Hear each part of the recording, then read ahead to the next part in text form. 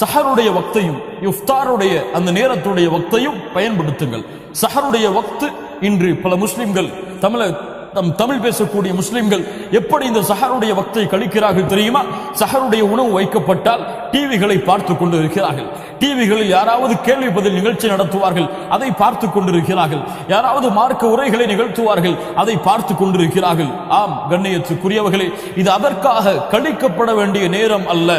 அல்லாஹ் மூமின்களுடைய சஹருடைய நேரத்தை பற்றி சொல்கிறான். அவர்கள் மூமின்கள் சஹருடைய நேரத்தில் அல்லாஹ்விடத்திலே பாவ மன்னிப்பை தேடிக்கொண்டிருப்பார்கள். சஹருடைய நேரத்தில் அல்லாஹ்விடத்திலே பாவ மன்னிப்பை தேடுவார்கள், இஸ்திக்ஃபாரை தேடுவார்கள். சஹாபாக்கள் அல்லாஹ்வுடைய தூதர் ஸல்லல்லாஹு அலைஹி வஸல்லம் சஹருடைய நேரத்தில் அதிகமான பாவ மன்னிப்பை தேடுவார்கள்.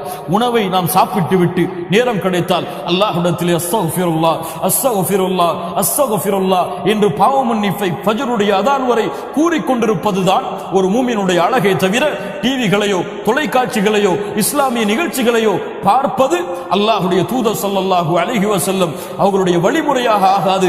அல்லாஹ் மூமின்களுக்கு கொடுக்கக்கூடிய தன்மையாக மாறாது.